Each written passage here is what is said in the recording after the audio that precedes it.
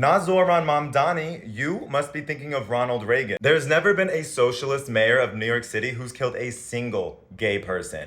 But there has been a free market capitalist president of the United States who's killed 100,000 gay people. Ronald Reagan had to ignore the AIDS crisis for the first 4 years of his presidency because he was too busy slashing social services and robbing the American public blind. He needed to keep the working class divided. And abroad, Reagan backed Guatemala's military dictatorship that committed a genocide that killed over 200,000 civilians who were mostly indigenous for the profits of a capitalist corporation. And he backed El Salvador's junta and death squads that killed 75,000 people, Nicaragua's Contras that killed tens of thousands and tortured even more. He backed Saddam Hussein's Iraq that killed 180,000 Kurds and used chemical attacks on Iran. He also backed and armed the Mujahideen and inflated that war that killed 1 million people. And members from the Mujahideen went on to found the Taliban, mind you. So let's look at the blowback there.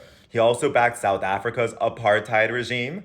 No surprise, he also backed Israel while they were committing war crimes in the Lebanon War. And you want me to be scared of the socialists, the people who want New York to be for New Yorkers. You're trying to bring up some 80-year-old history where Fidel Castro put gay men in work camps.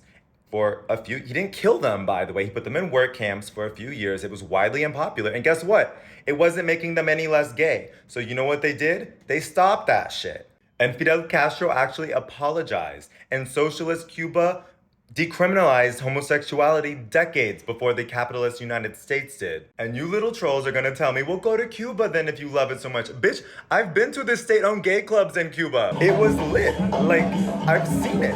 What you want me to see? You're the one who hasn't seen it. And do you know what was happening when I was in Cuba? They were holding an election. They were voting. People in Cuba were voting for their new family code, which was going to permanently enshrine gay marriage into their constitution. And it passed with an overwhelming 66% of the vote. The government in Cuba gives free gender-affirming care to trans people. Meanwhile, in the United States, these right-wing capitalists are the ones who keep scapegoating the LGBTQ community. We are going backwards because their economic policies keep fucking up our society so bad.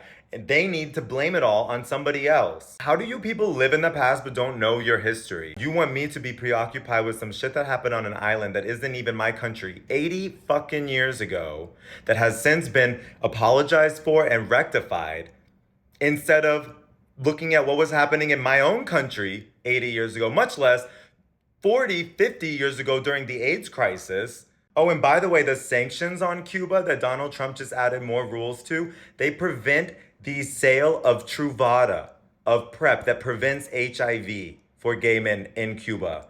They can't even make a generic either. The sanctions also restricted nonprofits from sending fucking condoms during the AIDS crisis.